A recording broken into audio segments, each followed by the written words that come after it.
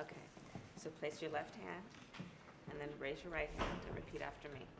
I, Eric Lander, I, Eric Lander, do solemnly swear that I will support and defend the Constitution of the United States the Constitution of the United States against all enemies, foreign and domestic, that I will bear true faith that I will bear true faith and allegiance to the same, that I take this obligation freely without any mental reservation or purpose of evasion, and that I will well and faithfully discharge the duties upon which I am about to enter. So help me God. So help me God. Congratulations, Mr. Director. Congratulations. There we are. Thank you. There we are. Thank The you, whole thank you. family. Here, let's take a photograph.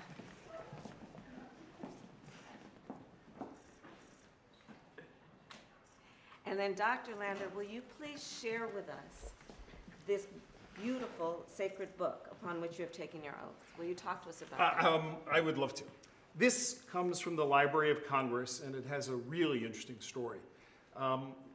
For me, in thinking about an oath of office, I thought about values, and what are my values, the administration's values, what are we all here trying to do? And there's a very special concept in Jewish tradition called tikkun olam, the repairing of the world. And we're all called upon to repair the world, whatever religion or tradition we come from.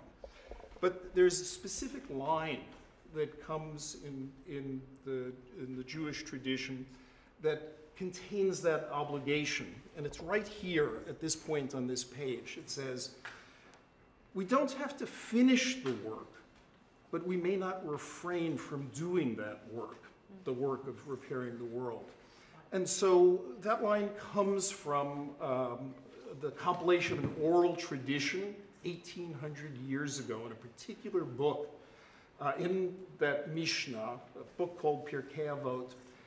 And this special edition was from the first Mishnah, the first compilation of the oral tradition ever printed on a printing press, just a few decades after Gutenberg's Bible, by a printer in the Kingdom of Naples in the year 1492. And 1492 is special in Jewish tradition because it was the year the Jews were expelled from the Kingdom of Spain. And at the same time, a printer is printing in the Kingdom of Naples. Spain and Naples, they were both ruled by cousins, both named Ferdinand. And one started the Spanish Inquisition, and the other started a haven for tolerance. And so this book speaks in many ways to the work of this administration of repairing the world.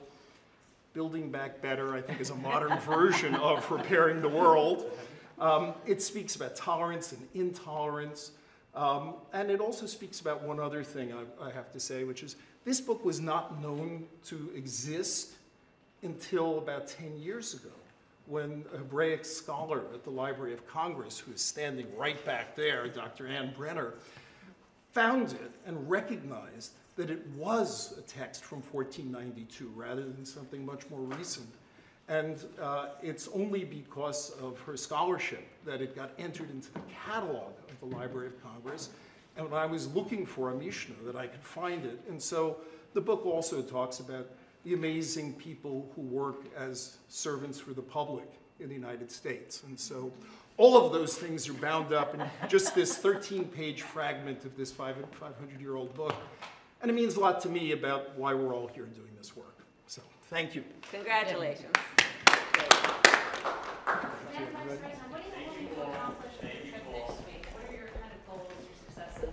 Well, it's the first trip, and I'll be meeting at the front leg of the trip with the president of Guatemala, Giammattei, and we have a lot to discuss.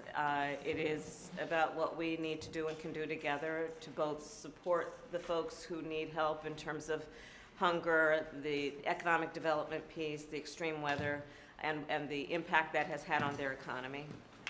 But it's also about having very frank and honest conversations about the need to address corruption, to address crime, violence, and in particular against some of the most vulnerable populations in that country.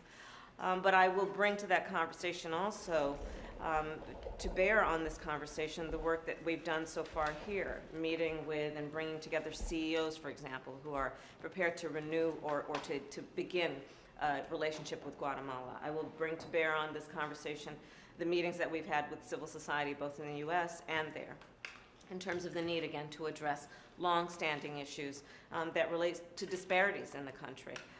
We will bring to bear on the conversation the commitment that various members of our administration are making through their agencies as cabinet secretaries to renew and, in many cases, to upgrade the kind of resources that we are committing to that region to address the root causes. And that, at its core, is what it is. What's that? Are you going to hear anything specific from them? It's going to be an honest and real conversation. So I'm there to listen as much as I am to share perspective. So thank you. Okay. Thank you, Bob.